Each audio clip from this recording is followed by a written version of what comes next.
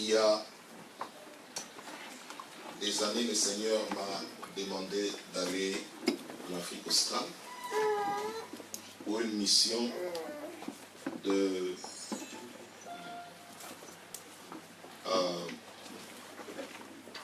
construire des églises.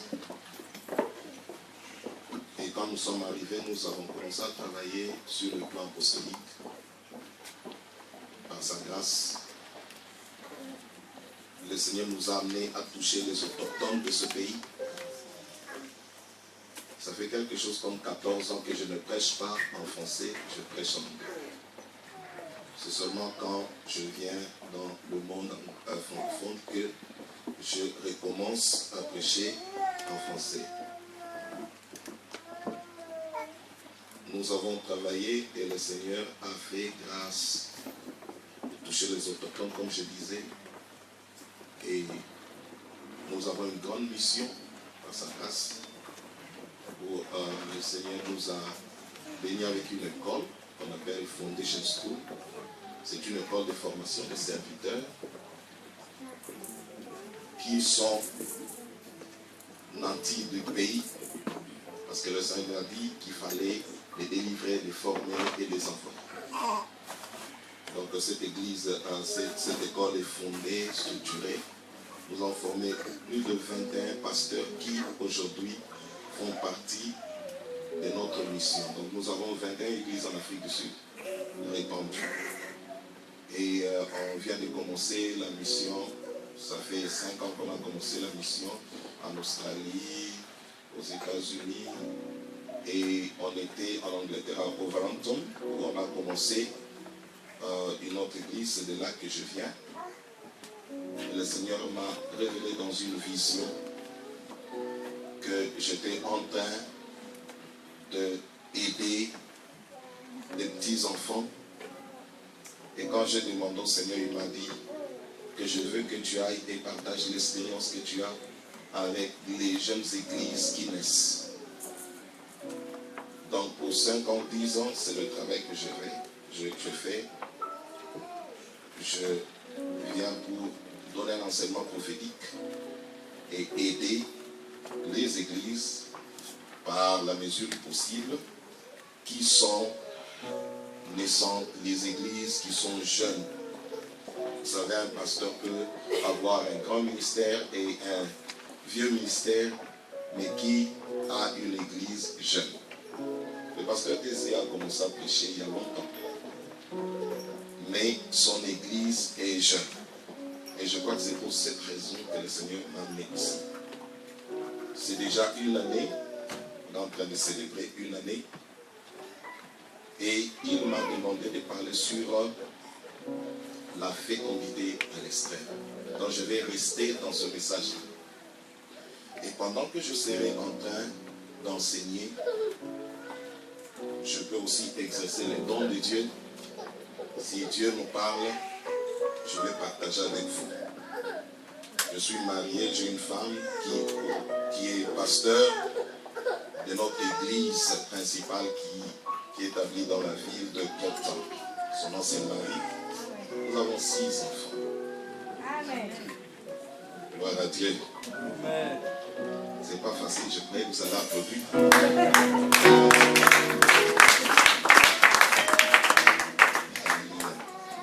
En fait, 6 enfants parce que bon, ce sont des enfants biologiques, mais j'en ai 10 parce que les 4, ce sont des enfants que j'ai adoptés. Avec qui je vis. Je suis parti de mon pays avec un petit sac, mais avec la vision de Dieu. Amen. Aujourd'hui, je suis un roi dans ce pays. Aujourd'hui, par la grâce de Dieu, nous avons l'influence. Pourquoi? Parce que nous avons compris les principes de Dieu. Et ce sont ces principes qui sont révélés par sa grâce. Quand nous parlons de la fécondité à l'extrême, ça veut dire sur tous les plans. Nous touchons toutes les extrémités, comme je le comprends. Mais ce soir, je veux d'abord toucher le concept de fécondité. C'est quoi la fécondité? C'est seulement le fait d'être productif. C'est le fait d'être produit. C'est la capacité de porter des fruits. C'est ça la fécondité. La capacité de porter des fruits.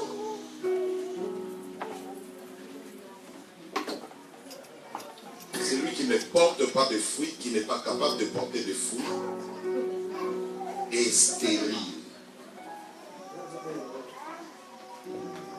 Dieu ne nous a pas appelés à la stérilité. La fécondité, c'est parmi les 4 clés. C'est l'une des clés parmi les 4 pour dominer. Dans le livre de Genèse, au chapitre 2, de verset 26 au verset 28, Dieu donne un commandement et c'est un commandement d'alliance. Il dit soyez féconds. Soyez féconds. Multipliez. Assujettissez. Il y a des choses que Dieu veut que nous puissions faire ou avoir accès pour avoir la domination. Il dit soyez féconds. C'est un commandement. C'est une alliance avec Dieu. Ce soir, selon l'instruction que j'ai reçue du Saint-Esprit, tous les problèmes liés à l'infertilité vont être détruits ce soir. Ton amen n'est pas bon. Dis un bon amen parce que tu crois. Toute forme d'infertilité va être condamnée ce soir. Parce que Dieu veut ramener l'ordre. Dieu veut ramener l'ordre. Qui croit ça? Est-ce que vous croyez ça? Dans le livre de Hébreux chapitre 11, le verset 3, la Bible dit que par la foi nous comprenons, parce que la foi crée une compréhension. La compréhension, c'est la capacité de discerner les choses correctement. Par la foi, nous comprenons que le monde que nous voyons, avec tout ce qu'il contient, le monde a été formé par la parole de Dieu. Le monde a été formé par la parole de Dieu. En anglais, c'est encore plus puissant. On dit to frame. Ça veut dire donner la forme correcte. Le monde a été formé par la parole de Dieu. Je vais dire une chose. Le monde a été créé et formé. Genèse chapitre 1, le verset 1, la Bible dit qu'au commencement, Dieu créa les cieux et la terre. Dieu ne crée pas des choses imparfaites parce que Dieu est parfait. Donc le monde a été créé parfaitement.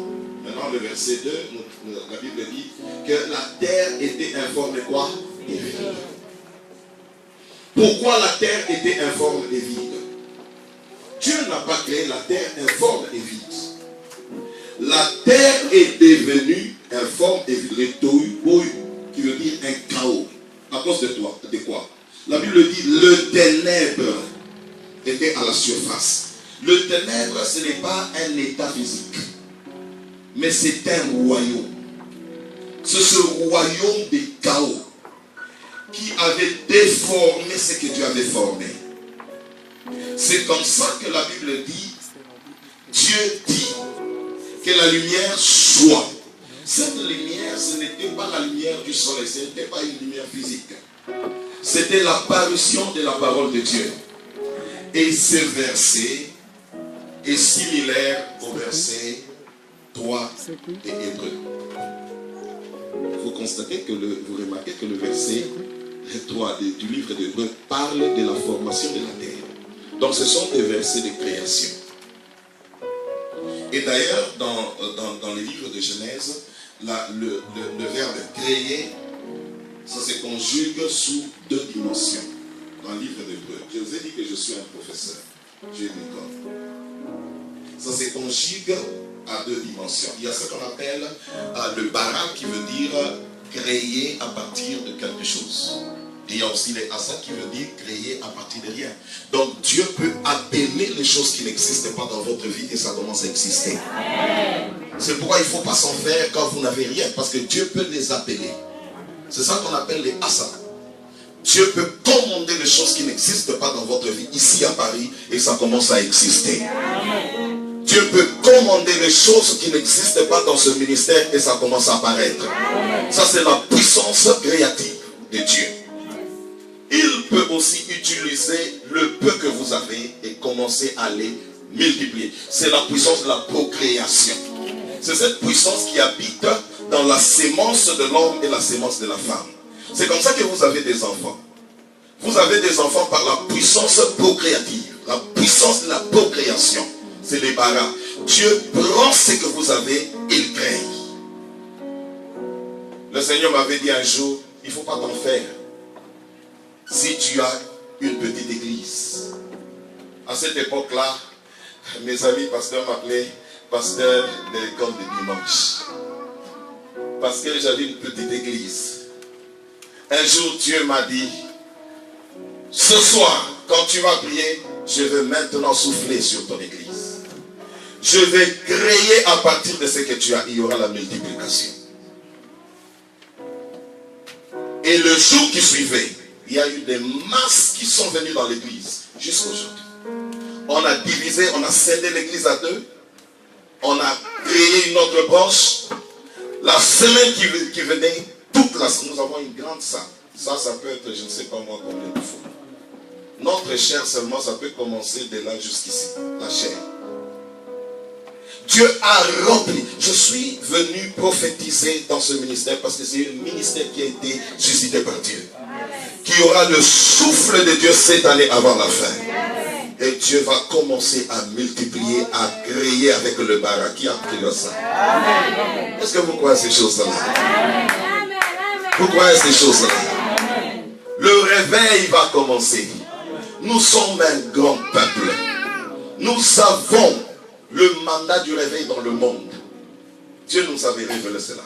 Et pour amener le réveil, il faut que toutes les clés de domination commencent à opérer. Et je vous ai dit, la première clé, c'est ce que le pasteur voulait que je parle. La fécondité. La fécondité. Dans la capacité de produire. La parole que je prêche, c'est une parole immortelle, invisible, efficace, agissante. Elle opère maintenant dans la vie de chacun de nous. Et cette parole va commencer à réformer les choses qui ont été déformées.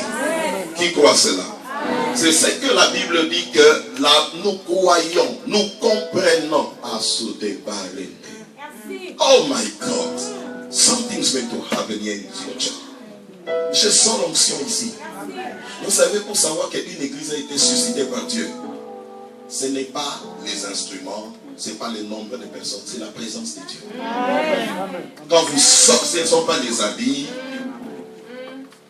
ce ne sont pas les drômes. Les gens peuvent se réunir sous un arbre et commencer à prier si la présence de Dieu est là. L'église de Dieu est là. Somebody, hallelujah. Qui a dit amen? Amen. La Bible dit que nous comprenons. Il faut comprendre aujourd'hui que les choses que nous voyons, ça c'est la dernière partie de la deuxième partie, elle dit que les choses qui sont visibles ont été faites par les choses invisibles. Are Les choses que nous observons, même nous-mêmes, quand nous nous observons, nous comprenons qu'avant d'apparaître, on existait déjà dans la pensée de Dieu. Amen. Ce qui veut dire tout simplement que si nous saisissons les choses invisibles qui, la parole de Dieu, nous allons voir la démonstration de ces choses sur le plan physique. Il y a beaucoup de choses que Dieu a incarnées en vous, mais qui doit se manifester? C'est comme ça. L'enfant que tu vois là, c'était une sémence dans le sang de quelqu'un. Et cette sémence aujourd'hui s'est développée dans le sein d'une personne. Et nous avons l'enfant qui grandit avec une sémence en lui. Et même quand vous regardez l'enfant, il ressemble à ses parents parce qu'il y a ce qu'on appelle les gènes.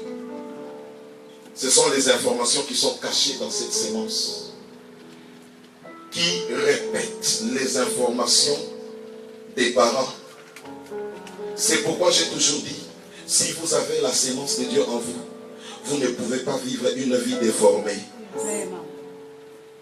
Si le diable essaie de déformer votre vie, la parole de Dieu va vous réformer. Je prophétise que tout ce que le diable a déformé dans votre vie va être réformé par Dieu. Si vous croyez ça, dites un bon amen. Si tu crois ça, dites un bon amen. Est-ce que tu peux dire à ton voisin qu'aujourd'hui c'est la réformation? Tell your neighbor today, aujourd'hui c'est la réformation. Dieu a besoin d'une église vibrante. Une église vivante. Ce soir, tes finances seront réformées. Tu ne dis pas amen. Celle cette parole prophétique, j'ai dit que tes finances seront réformées. Alléluia. Donc la fécondité, c'est quoi? C'est le fait de porter des fruits. Et c'est la première clé pour commencer à dominer. Alléluia. Commencer à dominer. Maintenant, cette clé est révélée par Christ. Christ a révélé. Dans le livre de Genèse, on dit soyez féconds. Mais Christ, quand il vient, il nous révèle comment est-ce que la fécondité se manifeste. Parce qu'il faut comprendre comment est-ce que la fécondité peut se manifester. Comment est-ce que, en termes clairs, vous pouvez commencer à porter des fruits. Praise the Lord. Dans le livre de Jean, chapitre 12, je crois qu'on peut lire ça. Jean chapitre 12, le verset 23.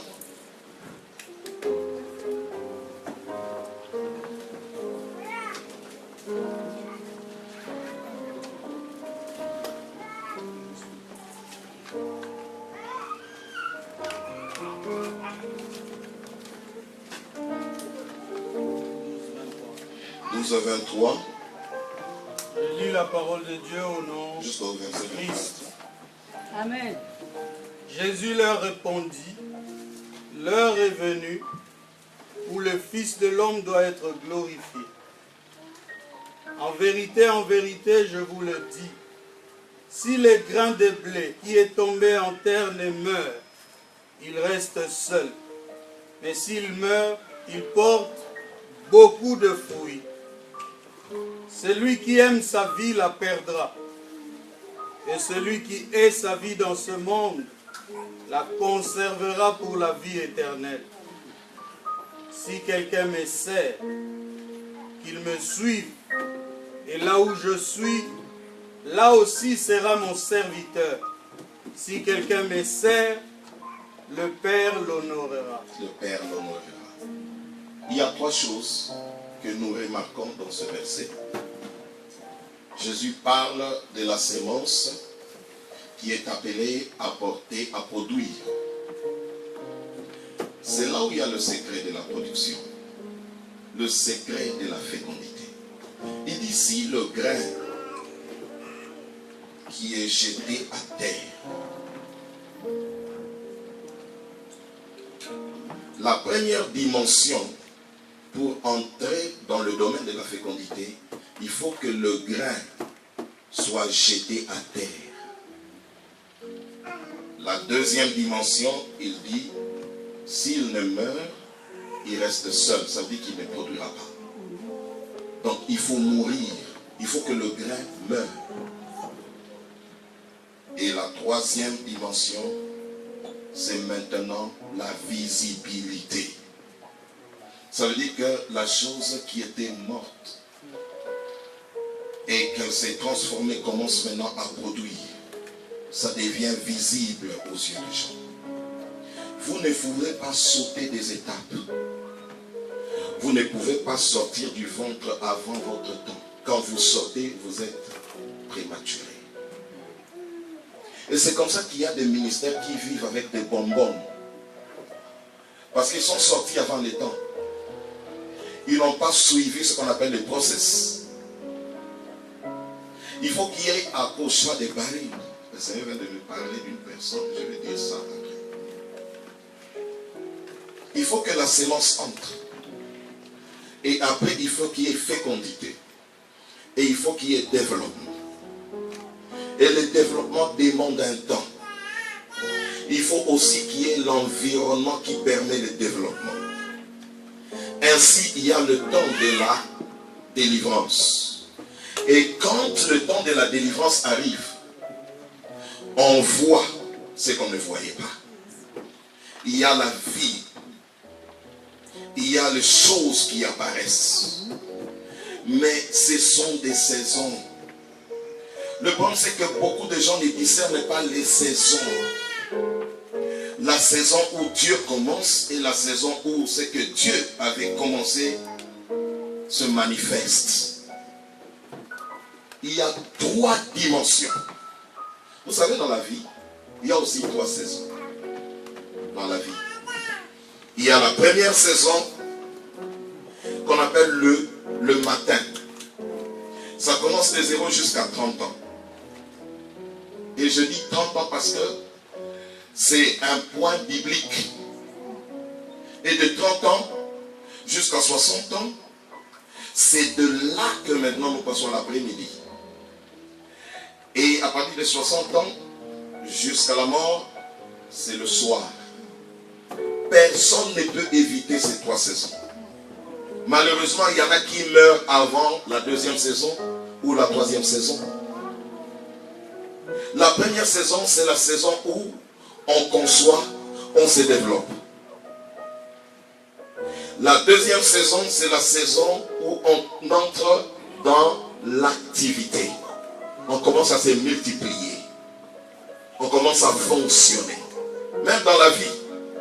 Christ, il a été formé par Dieu pendant 30 ans. Et à l'âge de 30 ans, il a commencé son ministère. Pareillement à David, il a commencé sa royauté à 30 ans. Même Joseph a commencé son service à 30 ans. Et ce qu'ils ont fait dans cette période-là a défini la 2e période. Ce que vous serez dans la période, la 2e saison, c'est ce que vous avez fait à la première période. L'échec n'est pas un hasard. L'échec, c'est un résultat. Même mourir vite, ce n'est pas un hasard. Ça a toujours été le résultat de plusieurs facteurs. La croissance d'une église, ce n'est pas la magie. Je connais un frère qui est parti. Il est parti au Nigeria, il a pris l'huile du Nigeria, il est venu jeter dans l'église, ça va grandir. Ça ne grandira pas. Parce que la Bible dit que c'est Dieu qui fait croître. Et Dieu fait croître à sa saison. Devenir riche, ce n'est pas un hasard, ce n'est pas la chance, ce n'est pas la loterie. pour devenir riche, il faut acquérir une mentalité. Si on vous donne l'argent aujourd'hui, sans la mentalité de la richesse, vous ne serez jamais capable de se reproduire. Il y a beaucoup d'enfants qui ont hérité de leurs parents qui étaient riches. Mais comme leurs parents n'ont pas pris le temps de les former comment gérer la richesse, on a vu l'héritage des parents qui a été dissimé. Le Seigneur, dans la vie de chaque personne, enverra toujours l'opportunité pour créer la richesse dans ta vie. Mais si tu n'as pas la mentalité de la richesse, tu vas tout consumer. La dernière période de la vie, c'est la période du repos. Beaucoup de gens souffrent quand ils deviennent vieux parce qu'ils n'ont pas travaillé correctement quand ils étaient dans leur après-midi. Celui qui travaille correctement avec les principes de Dieu, au soir de sa vie, il portera la couronne. Il sera célébré. La Bible dit, la nuit vient où personne ne travaille. C'est pour cela qu'il faut comprendre le process, la procédure divine, la procédure pour la fécondité. La première chose, Jésus a dit que la semence doit être jetée à terre.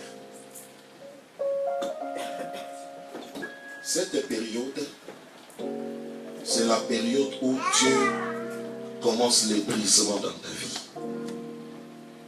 C'est la période du rejet. Tout homme de Dieu, toute femme de Dieu va passer par cette période. Quand Dieu t'appelle, ça ne commence pas directement avec la gloire. Quand une église commence, ça ne commence pas directement avec la gloire. Le pasteur Ordon, il est passé chez moi quand j'étais encore dans cette procédure. Il a vu comment est-ce qu'on était en train de struggle, de se battre. Mais aujourd'hui, ce n'est plus ça. Il y a beaucoup de gens qui voyagent 1 mois, 3 mois, mais quand ils rentrent, les églises se détruisent parce qu'ils n'ont pas de structure. Moi, je peux aller même 1 année. Ça marche comme dans des roulettes. Je n'ai pas besoin d'être là parce qu'il y a des pasteurs, il y a de l'administration, il y a des gens qui s'occupent de finances, les gens qui s'occupent de tous les départements. Ça roule.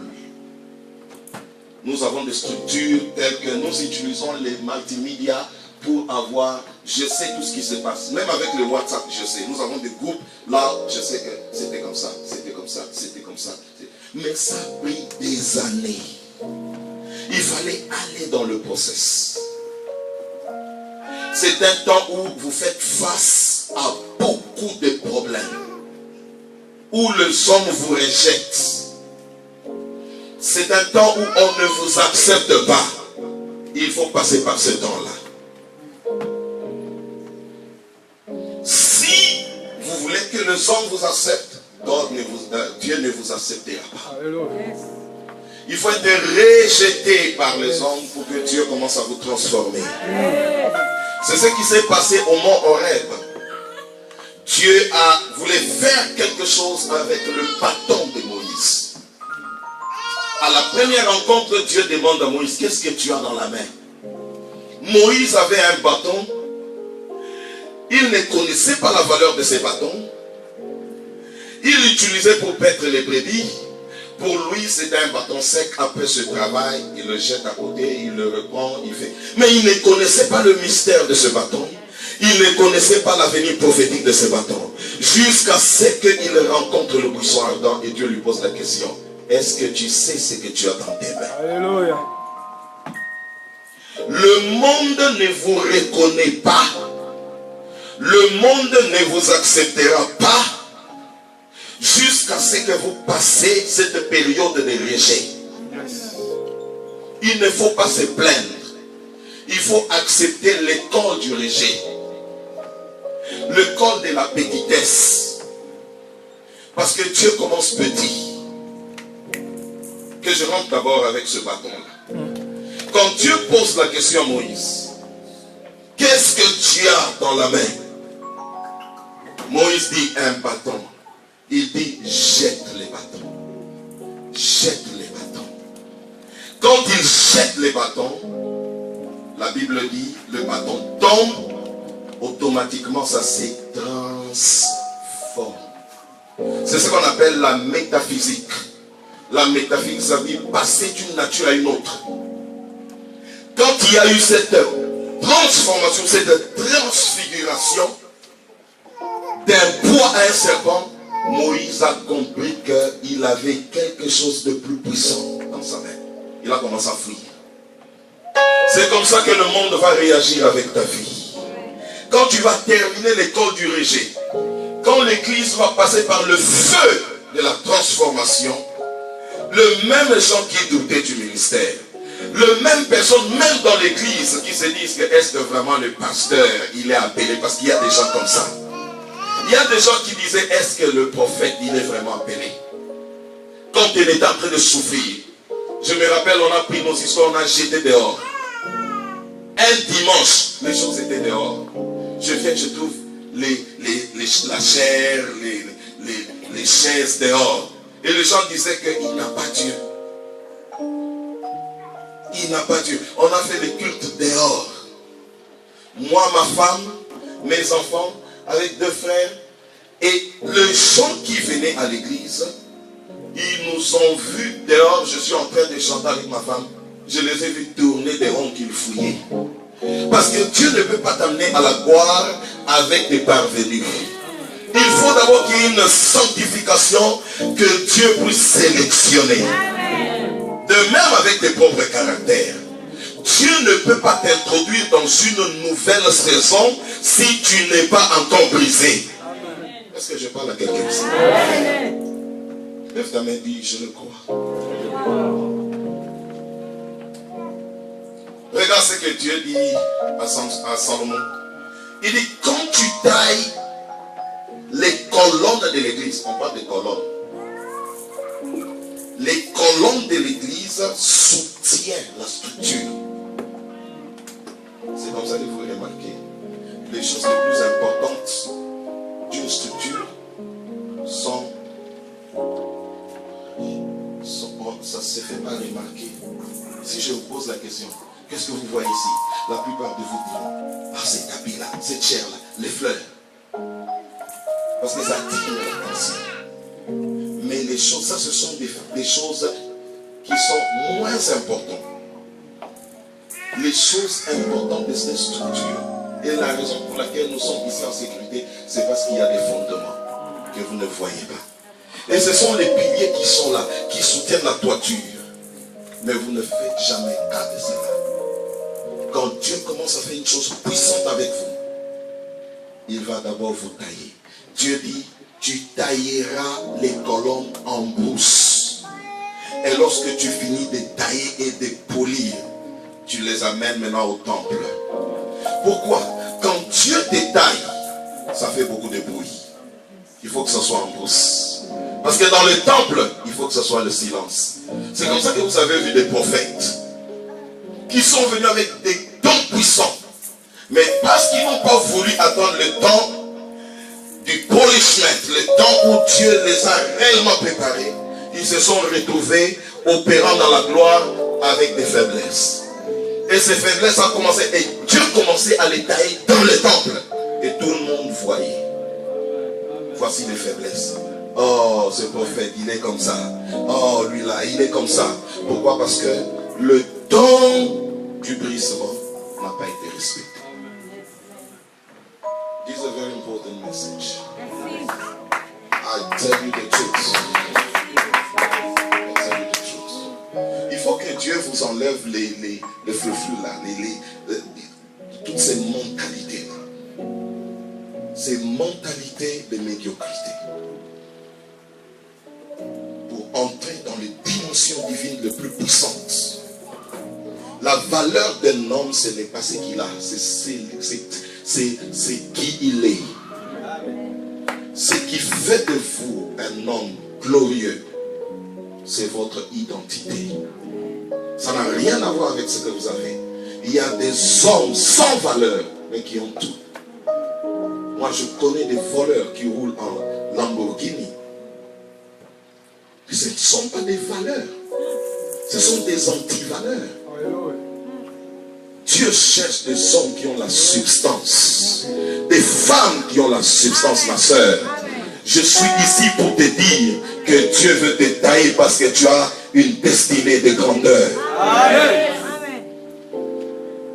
Il ne faut pas tricher. Il faut suivre la procédure. On ne vit pas en fonction de ce que les autres font. Un homme qui est appelé par Dieu, qui sait que Dieu l'a appelé pour la gloire, il ne définit pas sa vie par rapport à ce qu'il voit, mais par rapport à ce qu'il croit. Amen. Les hommes de foi vivent par les instructions divines. Amen.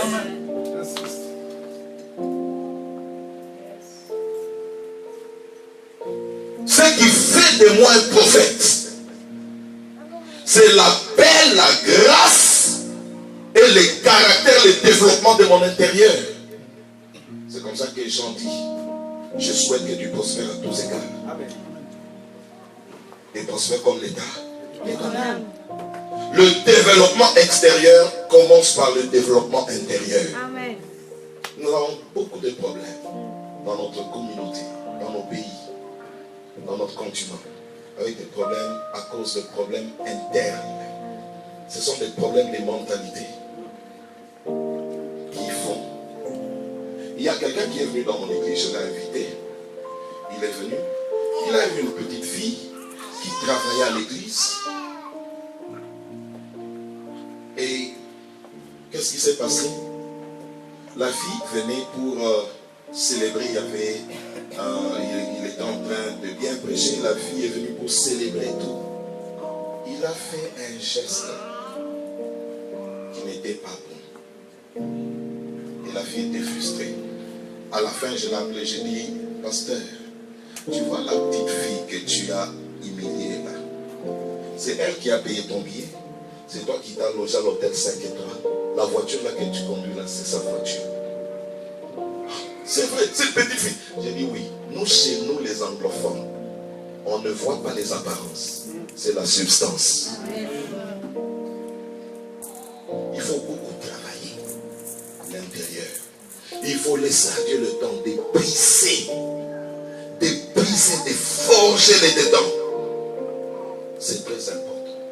C'est comme ça que Jésus a dit, si vous êtes rejeté, il y a un principe. Quand on vous rejette, vous allez développer la capacité de vous attacher à Dieu.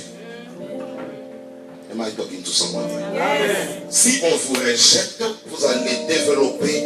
Tout le monde peut vous rejeter. Tout le monde peut dire que vous êtes orgueilleux. Tout le monde peut dire que non, celui-là, on ne le connaît pas. Il a prêché où? C'est pas un problème, tu as prêché où? C'est pas la grandeur de l'œuvre que tu fais, ça se voit, ça s'explique par rapport à ce qu'on voit sur le terrain. Tu peux être grand parce que tu fais des choses sales. Et tout le monde te connaît avec une mauvaise réputation. Et tu crois que tu es grand, tu ne l'es pas. Je vais parler de ça à la fin. Donc pour moi, cette période-là de formation, la formation divine, c'est une période très importante. Et même quand Dieu a amené Israël dans le désert, il a commandé à Moïse de fabriquer l'alliance, qu'on appelle l'arche de l'alliance. Il lui a dit que tu prendras le bois d'acacia. Et c'est avec ça que tu vas fabriquer. Donc, tu couvriras ce bois d'acacia avec de l'or. L'or qui représente la pureté et la divinité de Dieu. Mais le bois d'acacia qui représente l'humanité, qui représente ta vie humaine, en tant qu'un homme qui a Dieu. doit être couvert. On ne doit pas voir ça. On doit voir l'or, on ne doit pas voir l'acacia. Mais c'est l'acacia qui donne la forme. Donc pour que Dieu donne la forme à ta vie, il va d'abord commencer à toucher ton humanité. Et pourquoi Dieu a parlé de l'acacia? Parce que l'acacia, c'est un arbre qui croît dans les milieux désertiques. Et la manière dont cet arbre croît, c'est très important de comprendre parce que c'est là qu'il y a le secret. Ça commence d'abord par pousser la racine au fond, au plus profond de la terre pour aller chercher l'azote. Et quand ça trouve l'azote de l'eau, ça commence maintenant à pousser du dehors. Donc pour sortir selon Dieu et vivre dans un milieu hostile, désertique comme ce monde-là où nous sommes, il faut d'abord avoir des racines profondes. Celui qui se précipite de sortir, il va sécher à cause de l'environnement. C'est comme ça que des gens ont commencé des églises, après les églises se sont séchées. Ils ont commencé des affaires qui n'ont pas de racines, ça a séché. Un mariage qui n'est pas passé par le feu, les divorces. Pourquoi? La racine n'est pas entrée. Et même l'acacia, quand elle porte les racines et qu'elle commence à pousser, elle devient une bénédiction pour les autres plantes qui poussent à côté de lui, à cause de l'ombrage et de l'azote. Donc pour pousser du dehors, il faut d'abord pousser du dedans. Est-ce que tu peux dire à ton voisin, il faut être profond? Praise the Lord. Il faut avoir la profondeur. Et c'est à cause de cela que Dieu a choisi cet arbre-là pour démontrer ce qu'on appelle c'est l'allégorie d'une vérité. Ça veut dire que Dieu commence dedans et il sort dehors. Il ne commence jamais dehors pour entrer dedans. Il ne faut pas chercher les grandes choses avant d'être grand. Il faut d'abord avoir un grand cœur et puis avoir de grandes choses. Vous savez, quand Dieu m'a visité dans mon ministère, quand il a commencé à me visiter, quand j'ai pleuré, j'ai dit Seigneur, regarde comment il m'injurie, regarde comment il me méprise, regarde comment ils disent que j'ai une petite église, je sais si. Le Seigneur m'a dit, je vais te visiter, je vais souffler, tu vas voir ce que je fais. Vous savez ce qui s'est passé? 9h du matin. Moi qui venais à l'église, je me mets à la porte de l'église, je regarde si quelqu'un vient. 10h, je regarde. Je regarde dans la salle, il n'y a que 30 personnes. Bon, ça c'est dans le contexte de l'Afrique. Il n'y a que 30 personnes dehors. Tu te dis, où sont ces gens-là? Ils ne viennent que comme des gouttes. Mais ce jour-là, on m'appelle. On me dit, prophète, il faut vite venir. Il y a quelque chose qui s'est passé. Il y a une foule ici, on ne sait pas d'où cette foule vient. Je prends la voiture, j'arrive, je regarde de loin, je vois les camionnettes de police et je vois beaucoup de gens. J'arrive là, on me dit, tu sais quoi? Tu vois tous ces gens ici, ils veulent entrer ici dans l'église. Ils disent qu'ils ont entendu parler d'un prophète. Et là où j'étais, tous ces gens-là ne savaient même pas que c'était le prophète qu'ils cherchaient. Maintenant, je me battais pour entrer et on était en train de se pousser. Mais ils ne savaient pas que c'était le prophète. Quand j'arrive dedans, je me tiens à la chair, c'est en ce moment qu'ils réalisent que c'était le prophète. Je paie ces jours-là. Parce que quand Dieu amène la masse, et tu sais que ça c'est la masse, ma masse à moi, tu vas sentir des sentiments que tu n'as jamais sentis. Il y a dimension et dimension. Qui a dit Amen? Amen. Oh yes. Tu sais quoi? J'ai prêché comme si ces jours-là c'était l'affaire. J'ai terminé de prêcher. Au fait, moi je prêche, je parle. Mais ces jours-là, j'ai crié comme T.D. James. Je termine. Dieu m'attendait autour. Je finis, je pars au bureau. Nous avons 3 niveaux. notre église a 3 niveaux. Alors les bureaux se trouvent au premier niveau. Le deuxième niveau, c'est là où il y a le salon. Nous avons un autre overflow là. Je me mets là. J'étais vraiment fatigué et tout. Alors le secrétaire, il vient et dit, au fait, il y a des gens qui t'attendent dehors. Je dis, qui m'attendait? Il y a des gens qui veulent que tu les reçoives. Il dit, ah bon? Je sors, je regarde comme ça, c'était plus de 300 personnes dehors qui attendaient. Je dis, pourquoi ils m'attendent? Il dit, non, ils veulent te parler. Je dis, c'est impossible. Comment moi je vais parler avec tous ces gens? Je suis fatigué, je les ai prêchés. Est-ce que vous ne savez pas comment travailler? Je commence à gronder, j'entends le Seigneur me dire, chut, aujourd'hui, tu vas parler avec tout le monde.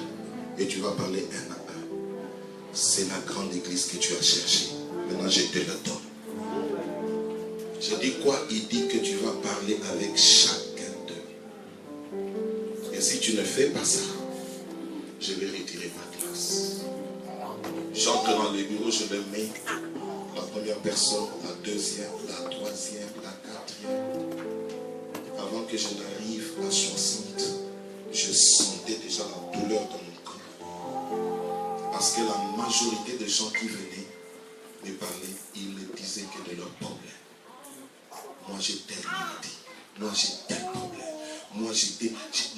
le médecin m'a dit que j'ai la tuberculose. Je dis, ah, ok, tu as la tuberculose, je change de direction. J'ai dit, mais Seigneur, je vais tomber malade. Le Seigneur dit, tu vas parler avec tout le monde.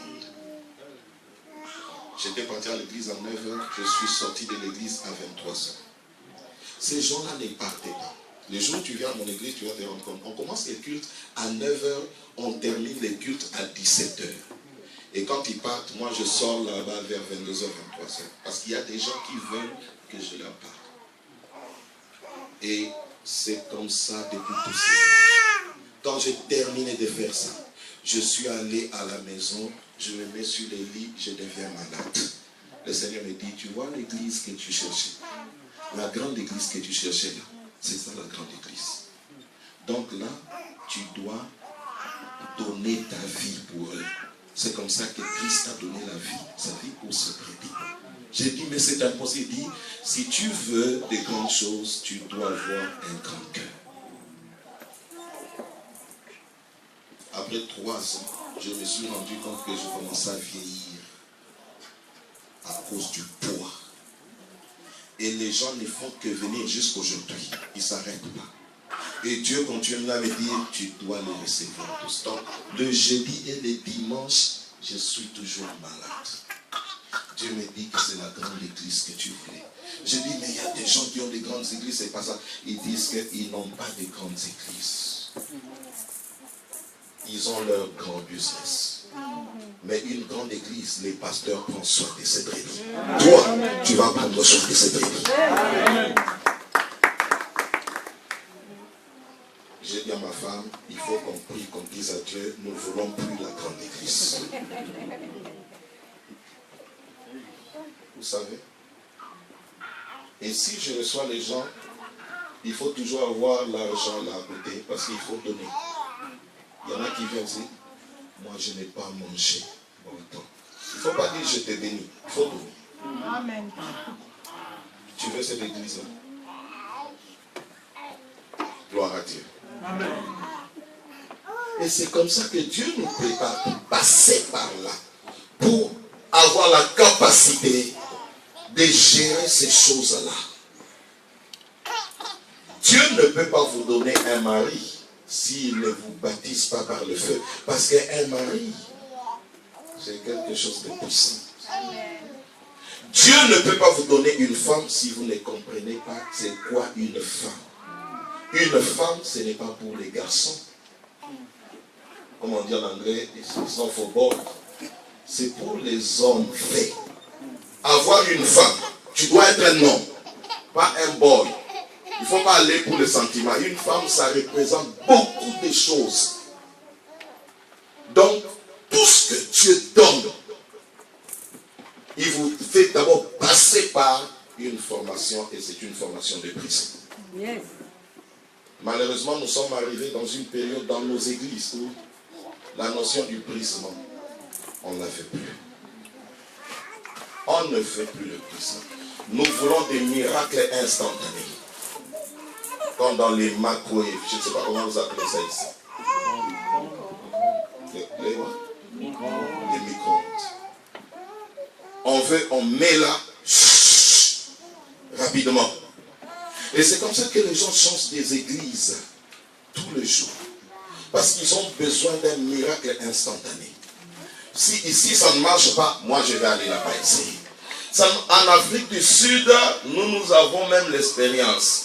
Vous ne voulez pas ici, vous allez là-bas, on vous fera manger même un serpent. Là-bas, on fait manger même les herbes. Va, mange les herbes. Les gens mangent de l'herbe parce qu'ils veulent le miracle. Je ne sais pas si vous avez vu ça à l'internet. C'est quoi? Parce que le peuple, comme nous on dit, miracle seeking people. Ce sont des gens qui sont derrière les miracles. Mais ils ne sont pas derrière l'esprit de miracle. Le vrai miracle de Dieu s'opère pour qu'il fasse un travail. Pour qu'il accomplisse un travail. Ça, c'est la pensée de Dieu. Je déclare que l'esprit de la séduction qui détruit la destinée des gens, aujourd'hui nous la brisons au nom de Jésus. Lève tes mains et dis Seigneur, aide-moi à traverser mon désert, à croître dans mon désert comme un acacia. Au nom de Jésus, j'ouvre mon cœur pour que tu me transformes afin que je grandisse et que j'hérite les richesses des nations, que je deviens grand dans ton royaume, au nom puissant de Jésus. Et le secret, c'est l'humilité. Le secret, c'est l'humilité. Comment est-ce que vous saurez que quelqu'un est petit dans son esprit? C'est quand il y a un esprit d'arrogance inutile, un esprit de contestation. C'est quand une personne qui ne peut pas recevoir des autres. C'est là qu'il y a la sémence de la petitesse. La Bible déclare que c'est lui qui s'humilie sous sa main puissante, il l'élèvera. Mais c'est lui qui s'élève. C'est lui qui s'élève comme la tour de Babel. La tour de Babel qui s'est élevée à cause de la prétention, à cause de l'ambition humaine. Une église n'est pas le produit d'une ambition. Tout le monde n'est pas pasteur. Moi d'ailleurs je ne suis pas pasteur. C'est ma femme qui est pasteur. Moi je ne prêche pas si elle ne donne pas un programme. Les gens qui prêchent, ce sont les gens qu'elle a programmés. J'ai des églises, mes enfants m'invitent, ils me programment. S'ils ne me programment pas, je reste, je me concentre, je me prépare, je suis un missionnaire, je dois aller enseigner. L'humilité, c'est une sémence de grandeur. Ça ne veut pas dire que si vous êtes un homme, que vous devez toujours mater. Matez votre femme. Matez votre femme. Un homme n'a pas été créé pour dicter. Il a été créé pour aider. Il a été créé pour garder et pour cultiver. Pas pour dicter. Créé pour garder. La Bible dit que Dieu créa Adam et il lui donna le jardin. Il dit que tu seras gardien du jardin et tu vas cultiver. Quand Dieu te donne une femme, quelle que soit sa couleur, c'est toi qui cultives cette femme-là. La beauté de ta femme dépend de ta mentalité. Tu investis parce que tu cultives. D'ailleurs, les gens dans l'église devaient cultiver l'église. Si vous voyez dans une église, ce ne sont que les femmes qui sont investies. Ça veut dire que les hommes qui sont là, ils n'ont pas encore saisi la révélation. C'est quand les hommes prennent le devant dans l'église que Dieu commence à cultiver l'église. Écoutez-moi les hommes. Dans votre maison, si votre femme prie beaucoup plus que vous, vous avez péché. Parce que vous êtes la tête. C'est vous le prêtre de la maison. C'est à vous que Dieu veut donner la révélation. Dans votre maison, dans l'église de la maison, C'est à vous de commencer à faire le culte de la maison. C'est vous les pasteurs de la maison. Yes. Si vous avez un niveau spirituel moindre que celui de votre femme, vous n'allez pas faire entrer votre famille dans la destinée divine. Et Dieu vous condamnera pour ça. Dieu vous condamnera pour ça. Une femme, la femme que vous voyez, a reçu le mandat de vous aider. À chaque fois que j'ai dit non à ma femme, il m'arrive quelque chose. Et il me dit, je t'avais dit. Un jour, nous sommes dans la voiture. Je mets, c'est qu'on appelle ça ici, les GPS. Je mets l'adresse. On commence à conduire. Elle me dit, mais moi je connais cet endroit-là. Cette histoire ici ne nous amène pas là-bas. Je dis, toi tu veux discuter avec le GPS. C'est ça, t'en fais pas. On se retrouve quelque part, on dit que voici vous êtes arrivé, je regarde comme ça. C'était la folie. Mais je t'avais dit que c'est on. Tu vois. Et elle m'a amené là-bas. Dieu m'a dit, je t'avais dit de comprendre le mystère. La femme que je t'ai donnée a une grâce et une onction de t'aider. C'est comme ça que Dieu a dit qu'elle sera ton aide. Amen. Are you with me? Amen. Vous êtes avec moi? Amen. C'est pourquoi Dieu doit nous former. En Afrique du Sud, nous avons un problème où les jeunes filles, quand ils atteignent un certain âge, ils veulent avoir des enfants. I want to have my first baby. What? Tu vas avoir un bébé? Toi, tu vas le faire avec qui? Parce que pour avoir un bébé, il faut d'abord une alliance.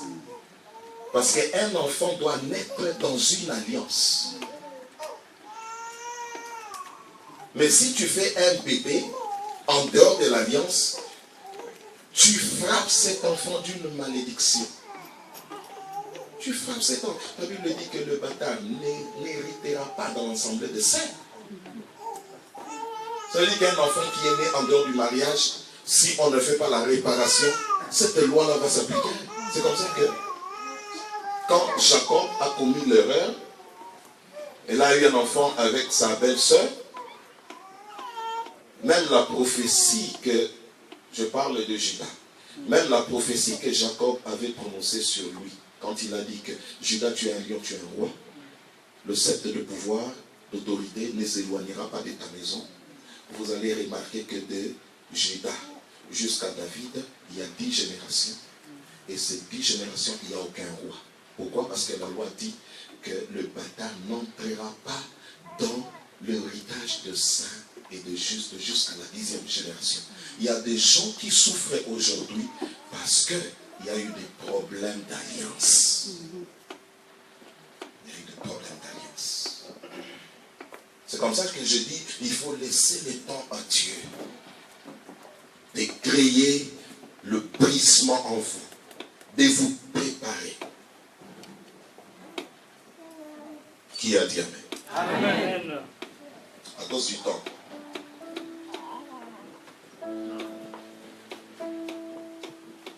Est-ce qu'on peut lire le livre de Luc au chapitre 1, le verset 80?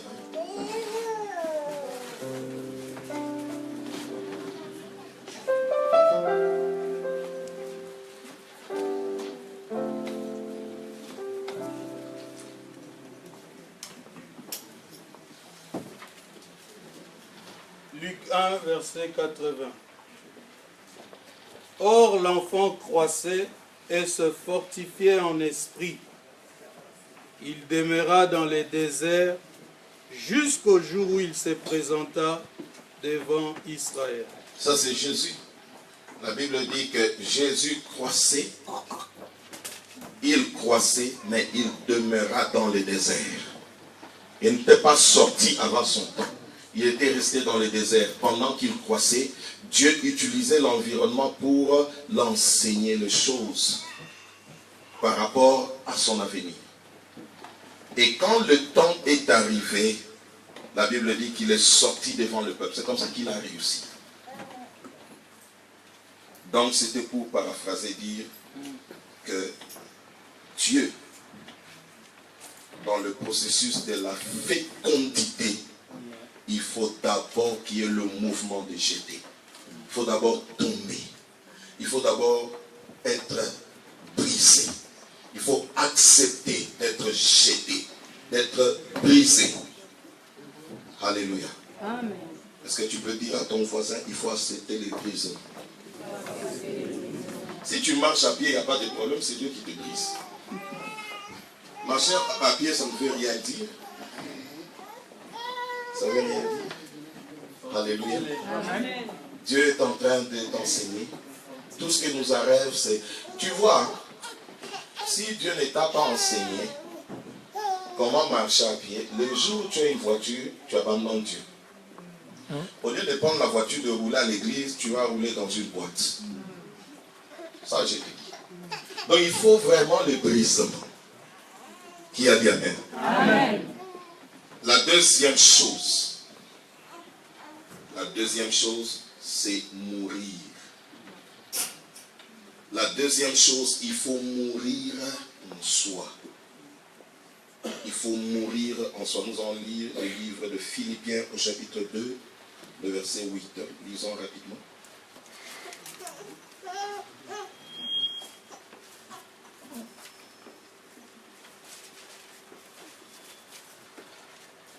La Bible dit ceci. Il s'est humilié lui-même, se rendant obéissant jusqu'à la mort, même jusqu'à la mort de la croix. Il s'est humilié lui-même, se rendant obéissant jusqu'à la mort, même la mort à la croix. Tu lis le verset 9. C'est pourquoi aussi Dieu l'a souverainement C'est pourquoi élevé. ça dit que maintenant le résultat, la conviction, c'est le temps de l'approbation divine. Quand Dieu maintenant commence à vous tester, ça s'appelle l'école de la foi. Dieu commence à vous tester pour vous approuver. Si vous ne parvenez pas à réussir dans une leçon, vous allez répéter. Et c'est comme ça qu'il y a ce qu'on appelle le retard. Les gens qui ont le retard d'élévation. Parce qu'ils n'ont pas réussi. Ils n'ont pas réussi. Alléluia. Amen. Pendant que je suis en train de parler, le Seigneur me parle de cet homme. Ça va, papa? Est-ce que tu connais un homme qui s'appelle Simon? Oui. C'est toi, Simon? Lève-toi. Pendant que je suis en train de parler, le Seigneur me dit que cet homme-là, il s'appelle Simon. Il a une maladie que Dieu va guérir. C'est pour cela que tu es venu ici. Le Seigneur va te donner la victoire quand je vais prier pour toi. Et tu vas témoigner. Parce que j'ai vu le Seigneur s'approcher de toi comme un médecin et te toucher. Il va te consoler. Amen.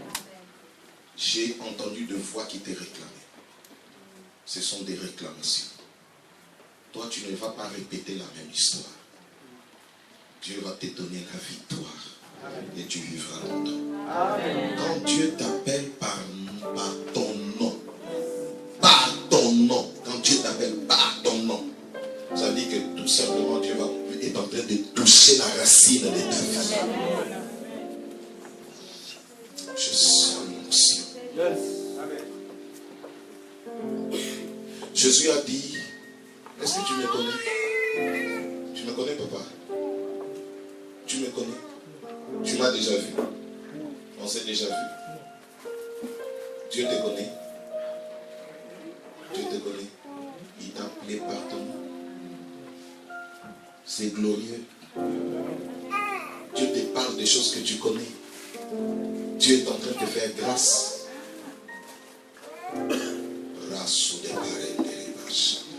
Dieu est en train de te visiter. Dieu est en train de te visiter. Je vois derrière toi, il y a une femme, une petite fille. Et le Seigneur me dit qu'il y a une grâce extraordinaire sur cette fille-là. On me parle de Dorcas. Tu connais Dorcas? C'est ta nièce. Elle est où? Elle est aux États-Unis. Il y a une grâce sur cette fille-là. Le Seigneur va faire grâce à cette fille-là. Je vois, le Seigneur me dit qu'elle aura des attaques de problèmes des yeux. Mais le Seigneur va la faire grâce aux États-Unis. Je vois, on est en train de la consoler, je ne sais pas ce qui s'est passé. Mais Dieu dit qu'il va faire grâce. Et cette fille-là va devenir une source de bénédiction pour sa famille. Ça, c'est l'Éternel, le Dieu des esprits des prophètes qui te parle.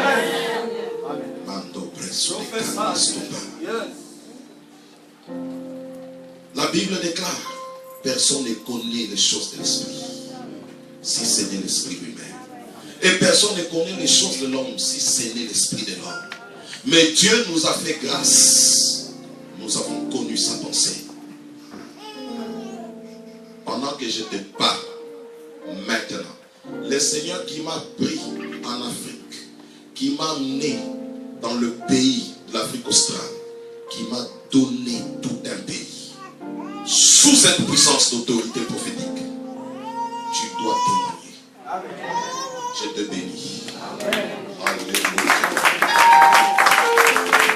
Alléluia. Thank you, Jesus.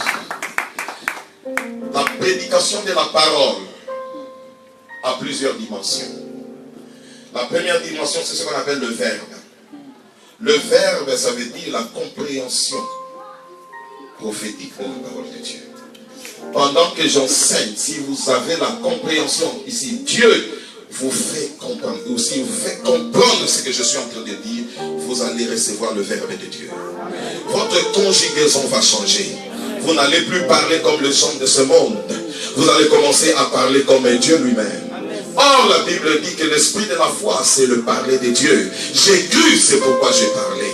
Quand je parle, ça veut dire qu'il y a une foi qui me pousse à parler. Jésus dit, si tu as de la foi comme ce grain de sénévé, tu diras à cette montagne, les montagnes de ta vie que tu rencontres ici en France, en Europe, ce soir, Dieu te donne le verbe.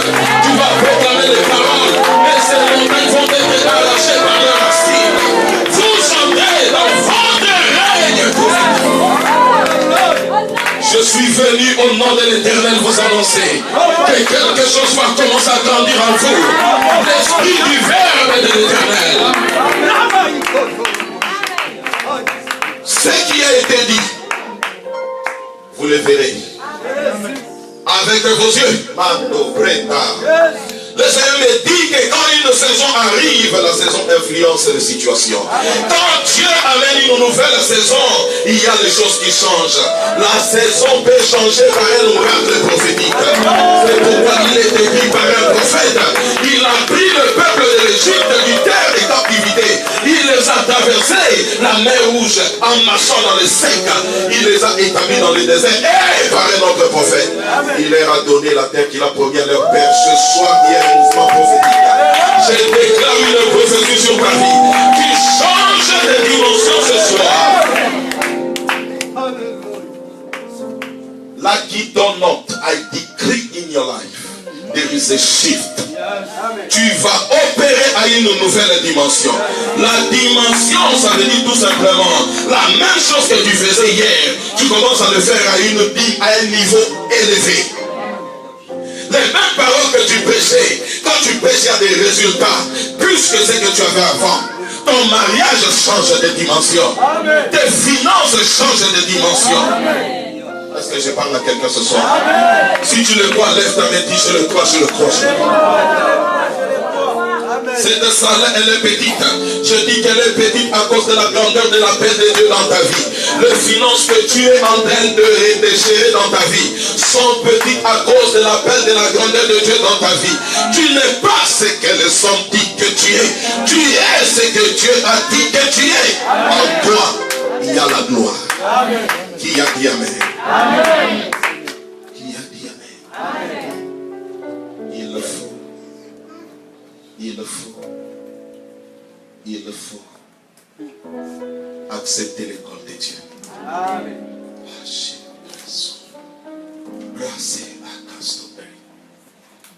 J'ai souffert pendant 10 ans. Quand mon père était mort, on a tout perdu. Je commençais à souffrir. J'avais des enfants. Pour manger, on allait ramasser le marché. Ramasser, je dis bien. Ramasser.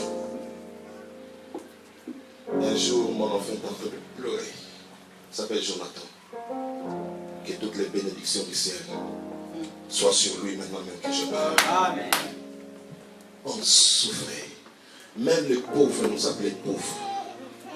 Mes propres sœurs et frères m'ont rejeté. Ils disaient que je suis fou. À cette époque-là, si tu me vois, tu ne peux pas me reconnaître tel que je suis. Pendant que je marchais, moi qui étais connu par plusieurs personnes, j'ai commencé à me cacher. Dans l'environnement où était mon père, c'était un grand officier. Et tout le monde me connaissait. On roulait de belles voitures.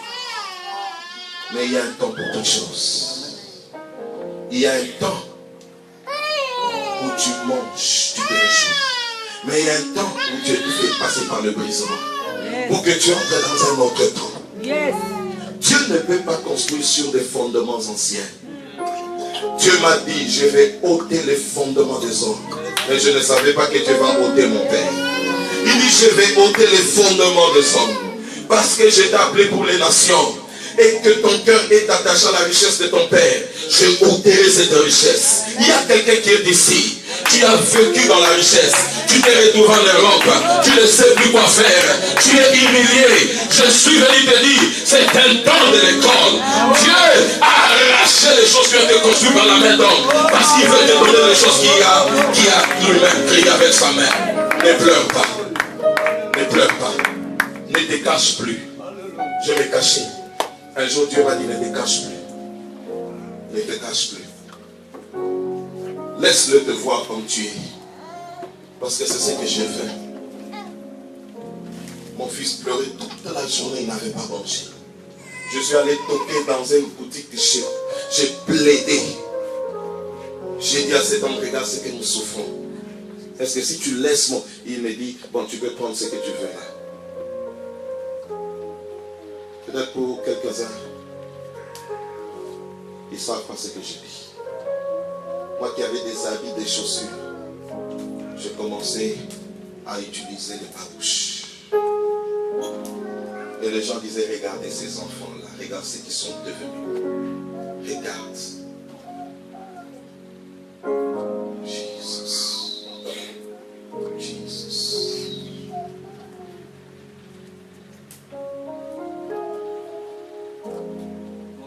Quand je suis revenu, j'ai dit à Dieu, I'm done. Qu'est-ce que tu veux, Seigneur? Qu'est-ce que tu veux? Le Seigneur me dit, je veux que tu enlèves ton père dans ton cœur et que tu me remplaces. Je veux que tu enlèves l'orgueil de ta famille dans ton cœur, que tu remplaces mon royaume. Je dis, I surrender, oh Lord. Je me livre à toi. Je dis, va maintenant dans la prière. Je regarde ma femme, je dis, aujourd'hui, je pars prier. Les jours où tu me verras revenir, tu verras la gloire de Dieu. Je suis allé en bourse. Je suis resté en bourse pendant 21 jours.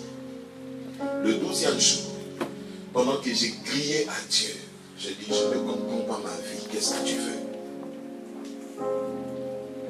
À 17h, j'étais fatigué. Bien-aimé, s'il n'y a pas de détermination dans ta vie, il n'y aura pas de décision pour changer le cours de ta vie. Il faut sortir du confortable pour entrer dans les choses que Dieu a prévues pour toi.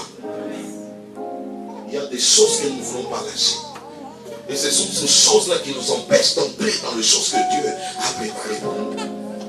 Je suis resté là le 12e jour à 17h. Je lève mes yeux comme ça. Je m'étais allongé, j'étais fatigué. Je vois les nuages se renfermer. Et je vois ces nuages prendre la forme d'un être humain. Et j'entends la voix qui dit, Et même pendant que je parle, c'est tellement réel en moi que cette vision, elle est ma vie. J'ai vu avec mes propres yeux. Et pendant que ça c'est Dieu, le Seigneur Jésus, il est réel. Il est vivant, bien aimé. Et quand je l'ai vu, j'ai entendu la voix sortir, dire, je suis le commencement et la fin. Si je t'ai amené en ce lieu, c'était pour briser ton cœur et te parler. Maintenant, ta vie va changer parce que tout celui qui me rencontre, il ne sera plus la même. Yes. Je t'avais appelé dans le sein de ta mère, je t'ai choisi, je t'envoie vers les nations. Toutes les nations de la terre seront ouvertes. Je n'ai jamais eu de problème de visa. Je voyage comme je veux et j'ai voyagé dans tous les continents. J'ai voyagé dans tous les continents. Dieu me dit que tu ne payeras pas de billets. Tu ne payes pas mes billets, on paye des billets pour moi. Parce que la parole de Dieu, elle est vivante. Elle ne peut pas tomber. Elle ne peut pas mentir. Pour ceux-là qui se sont humiliés pour obéir à sa voix. Amen. Le temps est arrivé pour toi. Amen. Le temps est arrivé, ma soeur. Le temps où Dieu va te laver et Dieu va t'honorer. C'est ce temps-là, je te dis. C'est ce temps-là. Quand le Seigneur m'a parlé, il m'a dit, va maintenant, prêche Christ. Et dis au monde que je reviens bientôt. Je suis sorti de là, je suis revenu. J'étais maigri. J'arrive à la maison, je trouve ma femme. Je parle d'une maison, c'était même pas une maison. C'était une bouillerie. C'était une bouillerie. Les jours où je suis rentré là-bas pour voir là où je dormais, j'ai crié. J'ai dit, quoi c'est ici? Le Seigneur m'a dit, n'oublie jamais ça. Regarde là où tu dormais. C'est là où je t'ai ramassé pour te donner les nations. Le Seigneur me dit, fais vite, va en Afrique australe. Je t'attends. Je quittais mon pays avec un sac. J'ai laissé ma femme avec les enfants, avec $30 seulement. J'arrive en Afrique du Sud, la personne qui devait me recevoir ferme son téléphone. Je ne sais plus où partir. Quelqu'un m'a ramassé qui ne connaissait ni ma langue. Dieu, il est le Dieu de surprise. Amen. Il ne fait rien au hasard, il prépare le chemin. Dieu va te faire rencontrer un homme de ta destinée cette semaine. Amen. La semaine qui va commencer, tu vas rencontrer un homme, une femme de destinée. De là, le Seigneur m'a pris. Je vivais dans la maison de cet homme-là, je dormais au couloir. À 5 h du matin, comme on était nombreux dans cette maison, à 5 h du matin, les gens se levaient pour aller au boulot. Ils marchaient sur moi. Le Seigneur me dit, je te donne ce pays. Je dis, mais ce pays, je dors par terre. Dieu me dit, il faut accepter le brisement. Ton temps est arrivé. Bien-aimé dans le Seigneur. Le matin, ce frère-là me dit, avant je vais te montrer ce que tu vas faire, parce que dans ce pays, il faut faire quelque chose. Si tu refuses de faire ça, tu vas souffrir. Je dis, je suis prêt. J'ai une femme et des enfants au pays. Il faut que j'aille. Chez nous là-bas, il y a quelque chose qu'on appelle les car wash. Ça veut dire que tu vas te mettre là debout, le frère, tu connais ça?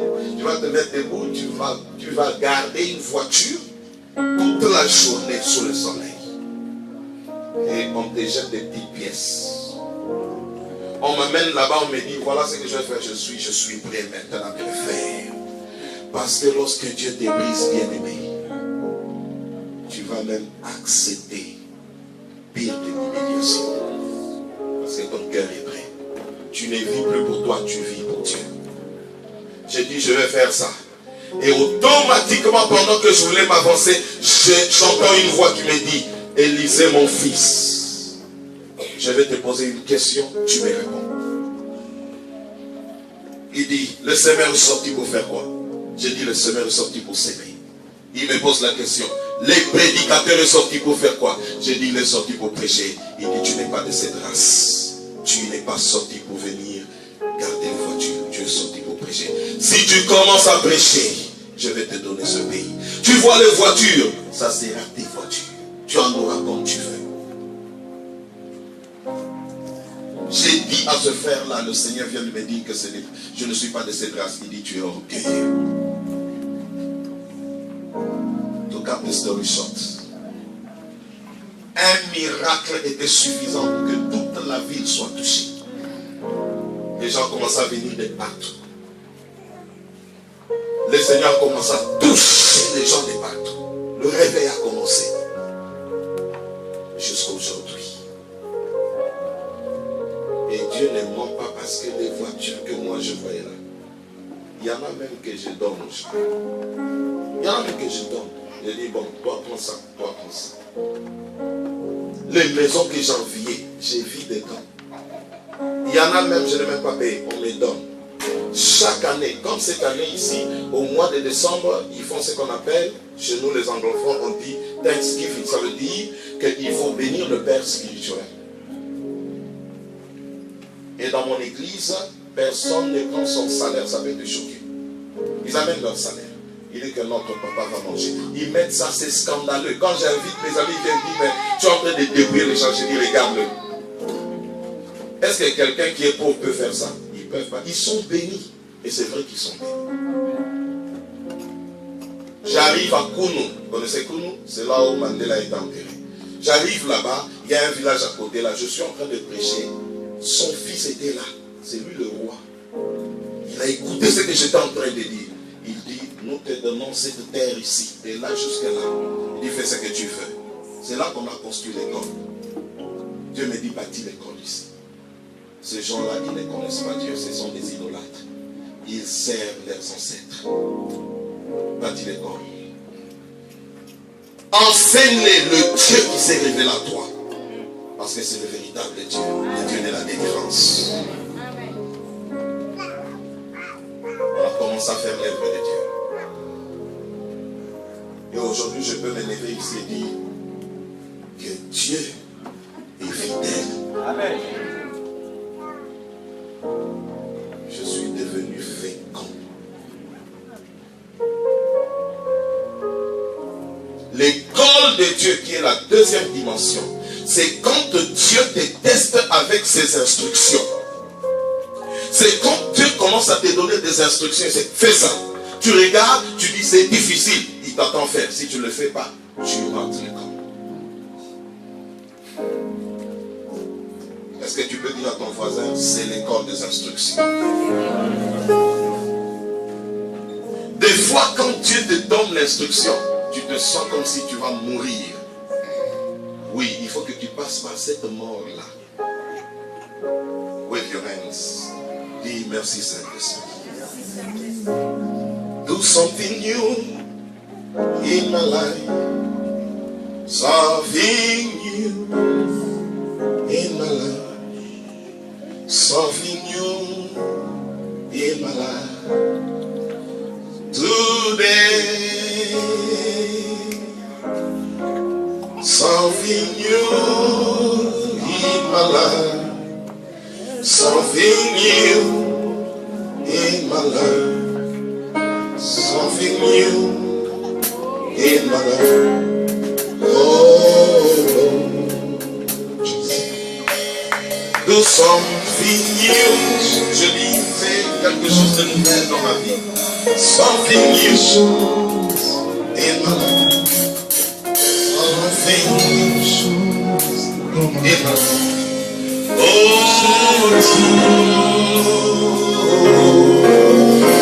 something new in my life.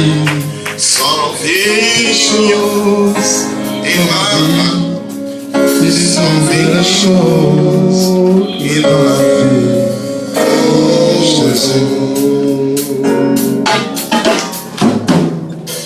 Thank you, Jesus. Lève tes mains, dis merci Saint-Esprit. Dis merci Saint-Esprit. C'est l'école des instructions divines. Les miracles ne s'opèrent que quand on obéit aux instructions divines.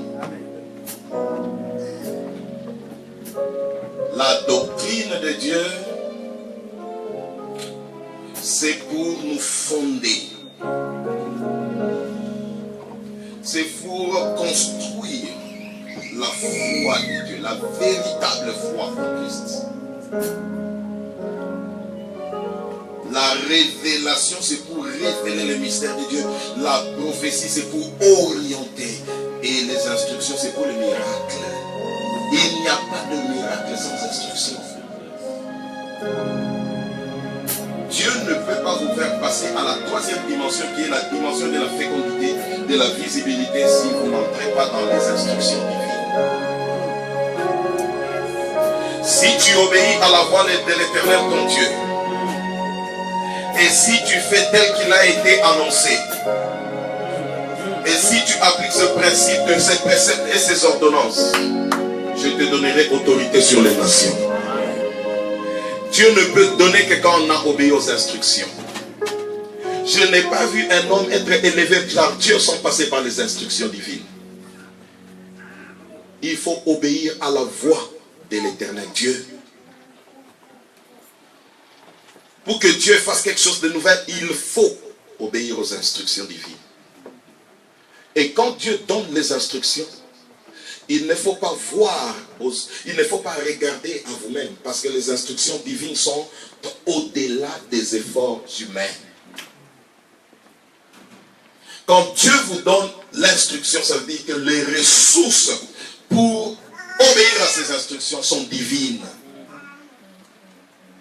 Et c'est comme ça qu'il a dit à Moïse, va en Égypte. Moïse dit, je ne suis pas capable d'affronter Pharaon. Dieu dit, si tu obéis aux instructions, je fais de toi Dieu de Pharaon. Exode chapitre 7, verset 1. Je fais de toi Dieu de Pharaon. Et c'est lui qui sera à côté de toi, ton frère Aaron, il sera ton prophète. Lorsque vous obéissez aux instructions divines, vous passez à la dimension divine. Vous entrez dans le domaine de la divinité. C'est là que les choses impossibles commencent à devenir possibles. Qui a dit amen? Amen. Quand vous passez à la divinité, vous ne forcez plus. Vous n'allez plus forcer. Parce que la loi de la fécondité, la loi de la gloire de Dieu, c'est la loi du repos. Dieu donne une instruction à Moïse concernant une loi sacerdotale. Tu te présenteras dans le lieu 3 fois saint. Tu feras l'expiation du peuple.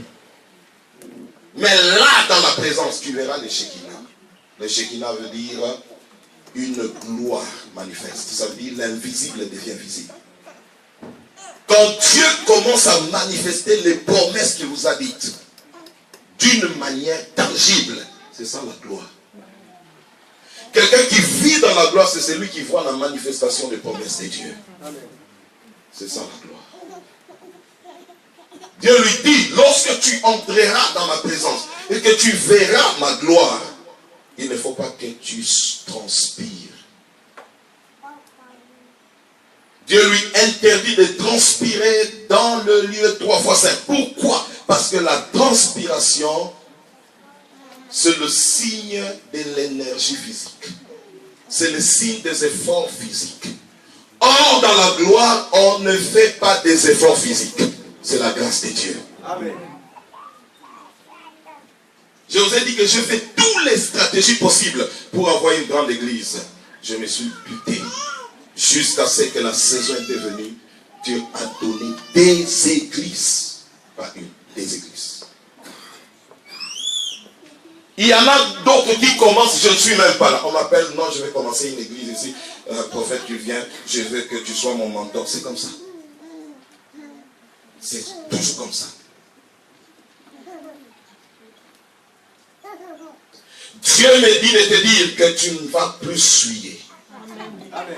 La sueur est un reflet des efforts physiques et c'est aussi une forme de malédiction.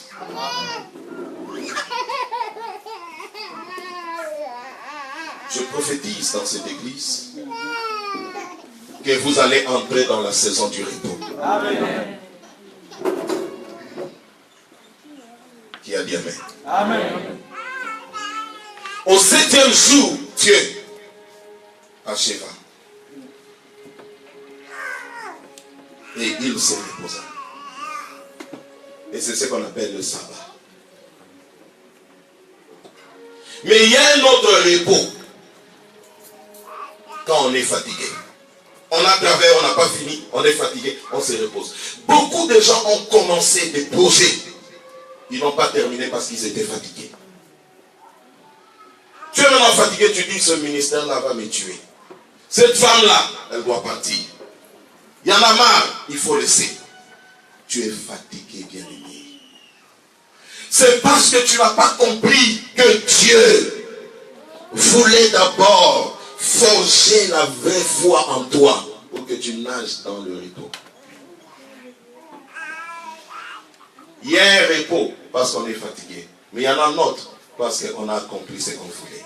Je prophétise que vous allez entrer dans le sabbat de Dieu. Amen. Christ en vous, c'est le sabbat de Dieu. Amen. Vous n'allez pas forcer les choses, ça va commencer à arriver. Amen. Si vous voyez que quelque chose n'est pas arrivé, il faut le laisser, ce n'est pas son temps. Ce n'est pas son temps. Tout ce que vous faites en dehors du temps, ça sera prématuré. Ça sera prématuré. C'est ce que j'ai dit au début. Il y a des ministères qui sont prématurés et c'est comme ça que ça vit dans des bonbons. Donc on commence à faire des efforts pour préserver les ministères. Ça ne marche pas. Pourquoi? Parce que c'était sorti avant le temps de Dieu. Il faut une foi pour gérer une dimension de Dieu. Nous avons eu un problème dans notre pays. C'est que Dieu nous a testés. Il nous a amené une certaine gloire. Mais dans la plupart des cas, on a déçu le Seigneur.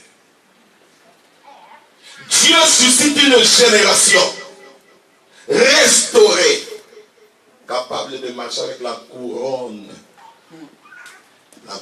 de Dieu, sans pour autant compromettre. On compromet quand on commence à forcer des choses que Dieu ne veut pas encore donner. Il faut attendre le temps. Il faut passer par l'école de la foi. Ce message-là n'est pas accepté. Et pourtant, c'est le principe de victoire. Si on n'est pas fécond, on ne peut pas se multiplier. Si on ne sait pas se multiplier, on ne va pas assujettir. Et il n'y aura pas de domination. Pour être fécond, il faut être brisé. Après le brisement, il faut passer par l'école de la soumission à la foi. C'est comme ça.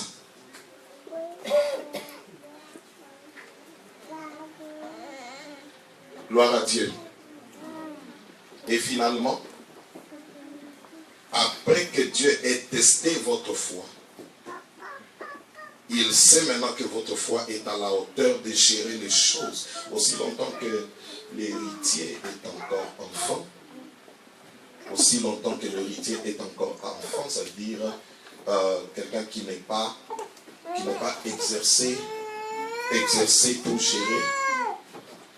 Il est héritier, mais il n'est pas exercé pour gérer. La Bible dit, il ne ressemble pas, il n'est pas différent d'un esclave. Ça veut dire qu'il est héritier, mais il vit comme un esclave. L'esclavagisme, c'est spirituel, c'est vivre selon les rudiments du monde. Ça veut dire que c'est donner de la valeur par rapport aux rudiments du monde, alors que c'est le Christ qui valorise. Ça veut dire que c'est mettre des effets, alors que c'est le Saint-Esprit qui produit. Moi, dans ma première église, j'ai fait 12 ans sans mettre dehors l'enseigne pour dire qu'il y a une église ici. Mais il y a des milliers de gens qui viennent. Et Dieu m'a dit que ce n'est pas par rapport aux publicités, c'est par mon esprit dit l'Éternel. Amen. Alors pour arriver à croire à ces choses-là, il faut se laisser briser. Il faut se laisser briser. Il n'y a aucun endroit qui est difficile quand le Saint-Esprit descend. Il n'y a aucun endroit qui est compliqué quand le Saint-Esprit. Des fois, quand nous commençons à donner des excuses, vous savez, en Afrique, c'est difficile. C'est difficile en Afrique. Vous savez, en Europe, c'est terrible. Oui. Mais, quand le Saint-Esprit vient, il change les circonstances. Dites pas Amen. Amen. Lève ta main et dis merci Seigneur. Merci Seigneur. Est-ce qu'on peut se lever et acclamer le Seigneur?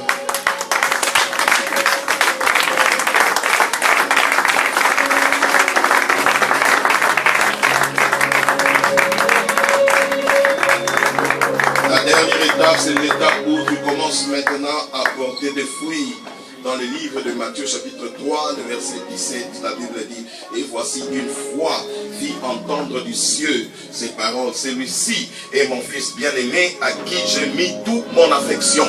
Le mot fils dans la Bible, c'est ce qu'on appelle les ios, qui veut dire celui qui est apte à hériter, l'héritier. Celui qui est apte à hériter, ça veut dire que toutes les choses que Dieu avait prévues, maintenant il te les donne, tu peux maintenant commencer à les utiliser. Alléluia.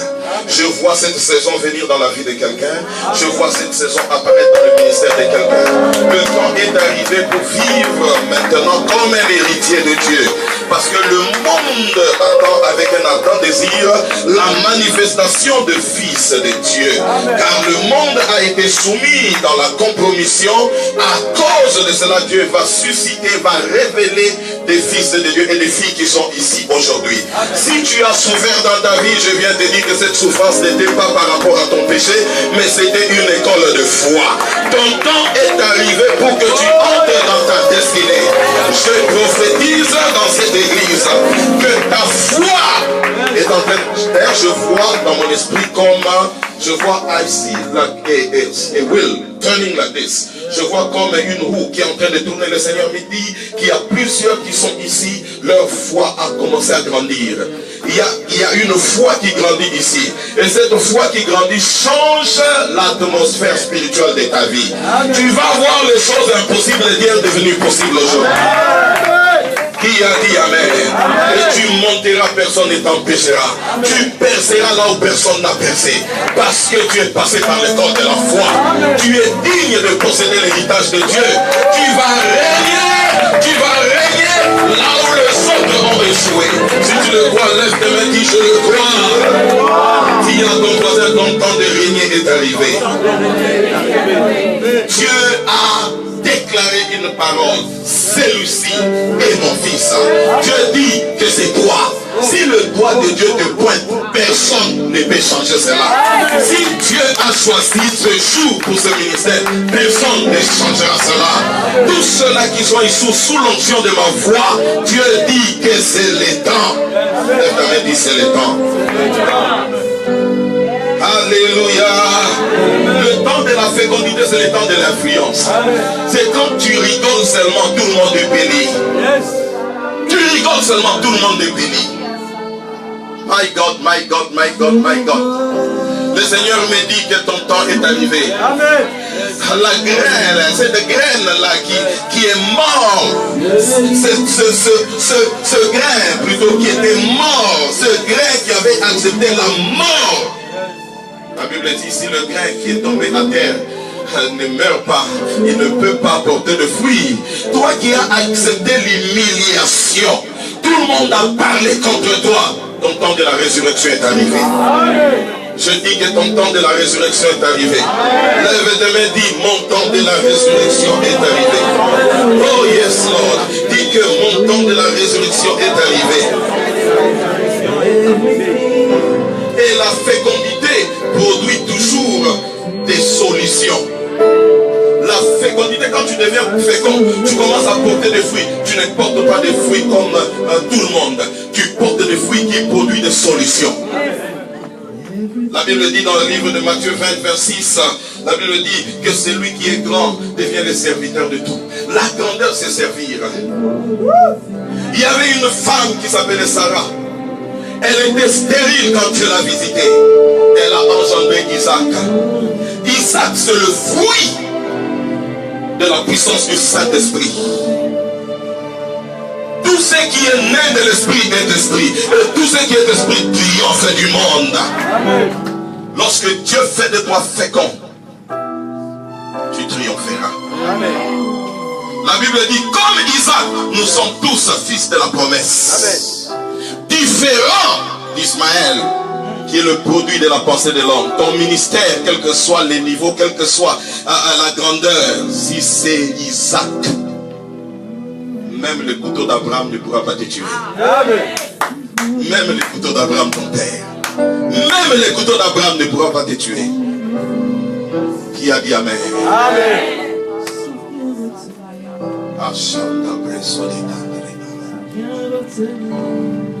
La Bible dit que Sarah elle-même a cru au Seigneur et il a engendré. Elle a engendré.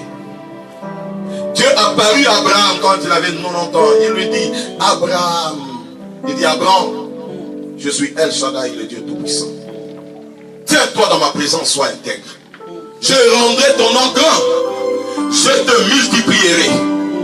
Et aujourd'hui, je change ton nom. Tu es Abraham. Tu es Abraham. Tu es Abraham. Et je fais de toi père d'une multitude. Tu seras fécond. Qu'est-ce que Dieu fait? Dieu amène une dimension que Abraham n'avait pas. Parce que Abraham veut dire élévation. Dieu amène une dimension d'Abraham qui veut dire père d'une multitude. Il amène le souffle dans le nom d'Abraham qui est le chiffre H. Amène la lettre H. La lettre H, c'est la lettre du souffle. Et dans l'alphabet hébraïque, ça, ce qu'on appelle la nomenclature numéro 5. C'est ça l'autorité du H qui a été mis dans le nom d'Abraham pour que ça devienne Abraham. Le souffle qu'on appelle le Ruach Kodesh, c'est le Saint-Esprit qui forme, qui crée, qui donne la vie aux choses qui n'ont pas de vie. Et le chiffre 5, c'est le symbole de la main de Dieu. Dieu, quand il te touche, la fertilité change, ça devient fécondité.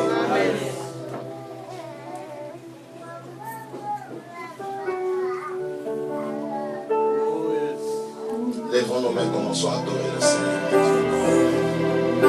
Adorons le Seigneur. Adorons le Seigneur. Adorons le Seigneur.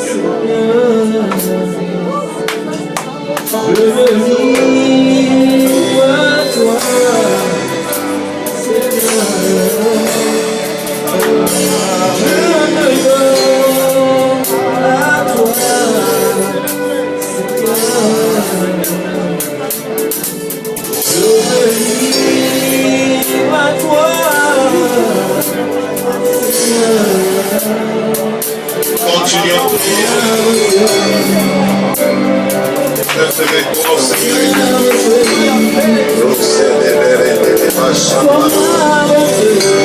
si tu parles la langue, parle la langue. Et dans l'esprit, c'est le temps de la puissance de Dieu.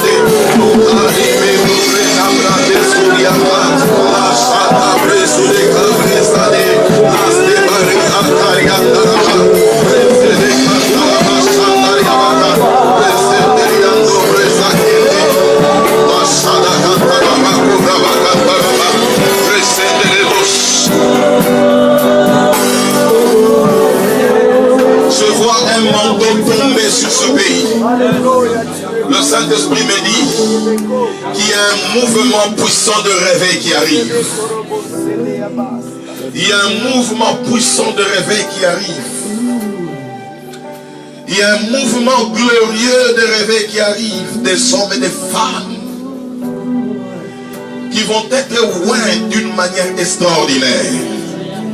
Ce soir, le Seigneur dit qu'il va même ouvrir les dons du Saint-Esprit. Il y a des dons qui vont s'ouvrir ce soir. Le Seigneur me dit de parler à cette femme. Je te parle. Le Seigneur me dit qu'il va te visiter. Je vois Dieu te consoler et consoler ta maison. Le Seigneur me dit qu'il y a une force qui s'est toujours levée contre toi. Et je vois un arbre tomber. Le Seigneur me dit que cette force va tomber ce soir. Oui. Ce que tu sens, c'est l'onction de Dieu. Ne retiens pas ça. Toi, au Seigneur, ne retiens pas ça. C'est comme un feu, ça va entrer en toi comme de l'électricité. Comme de l'électricité. Reçois cette puissance.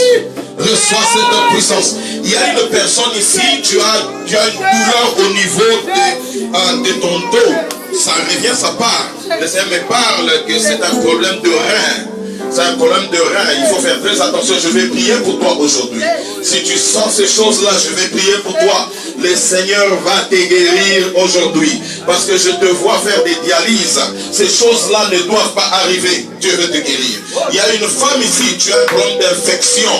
Tu prends des médicaments, ça ne change pas. Le Seigneur, il y a des puissances qui t'attaquent. Aujourd'hui, le Seigneur te donne la victoire. Le Seigneur te donne la victoire. Reçois cette onction sur toi, sœur. Le Seigneur me dit qu'il va même t'utiliser. Reçois le feu. Reçois le feu. Reçois le feu. Reçois le feu. Il y a 7 personnes maintenant que je parle. Je vois l'huile couler sur eux. Et le Seigneur me dit qu'il va les visiter maintenant. Vous êtes au nombre de 7. Levez vos mains. Le Seigneur va commencer à vous élever, à vous donner des victoires. Levez vos mains. Continuez à prier. Dieu te touche.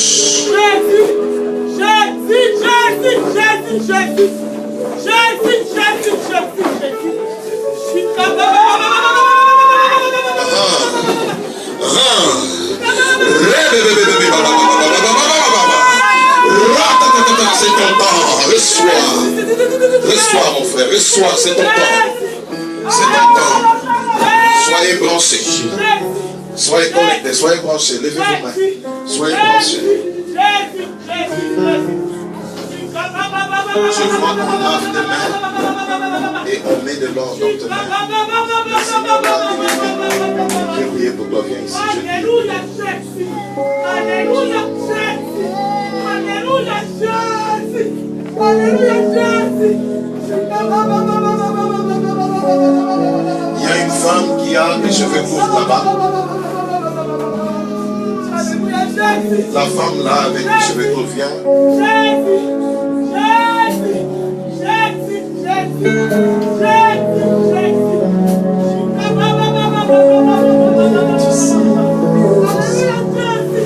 Le Saint-Esprit me dit de te dire.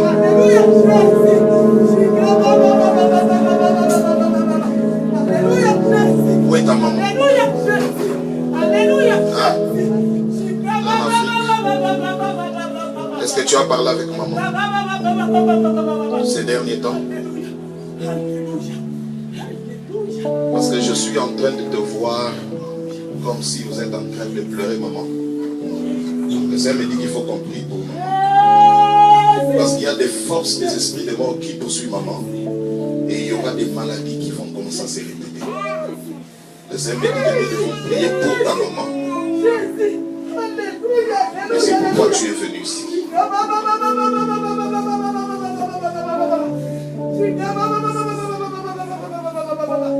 Et je vois quelqu'un qui t'avait déçu. Il y a eu une déception. Et cette déception a changé ta manière de penser. Le Seigneur me dit qu'il va te consoler aujourd'hui. Reçois l'onction. Reçois. Oui. Reçois cette puissance, c'est pour toi. Ça me dit que les gens parlent toujours du mal de toi. Dieu me dit qu'il te connaît et il t'a choisi. Les choses qui t'arrivent dans ta vie, c'est à cause de son choix. Tu n'as jamais compris ça. Aujourd'hui, c'est ton jour. Reçois cela. Nom puissant de Jésus. Thank you, Lord. Touch. La femme qui a une infection et tu prends les médicaments, il faut que je prie pour toi. Le Seigneur me dit qu'il faut que je prie pour toi. Pour que tu sois délivré aujourd'hui. Ce n'est pas un problème physique, c'est un problème démoniaque. Et tu as toujours des chatouillements. Tu prends même des médicaments, ça ne marche pas.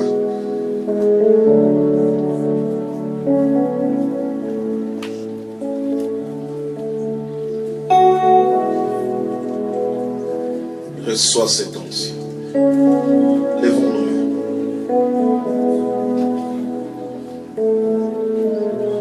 Le Saint-Esprit te visite. What a beautiful anointing upon your life. It's amazing. Receive. Receive. Receive.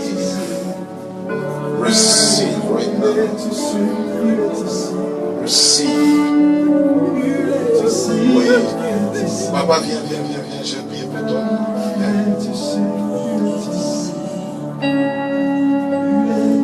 Cette femme, viens.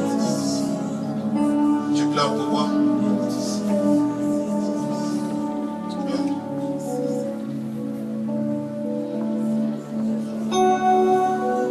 Il y a plusieurs dans quoi?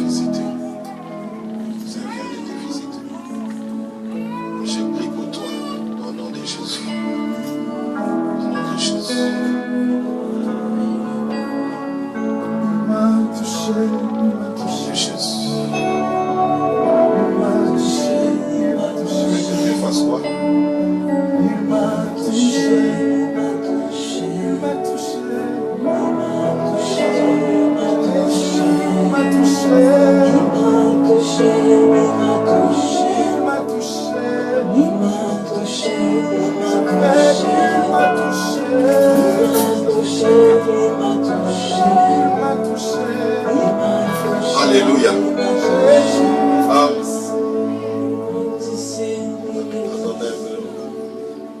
Le Saint-Esprit est en train de faire quelque chose ici. Vraiment, vous priez dans cette église. Vous commencez à prier ici. Ce couple-là, ils sont venus ici vraiment pour être visités par Dieu. C'est possible. C'est possible. C'est possible.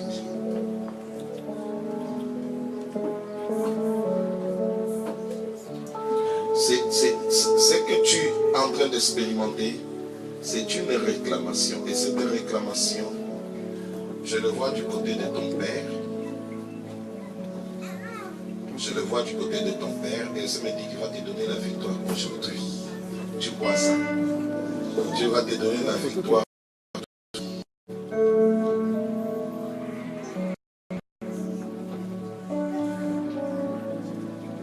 Je suis en train de voir quelqu'un qui est juste à côté de toi.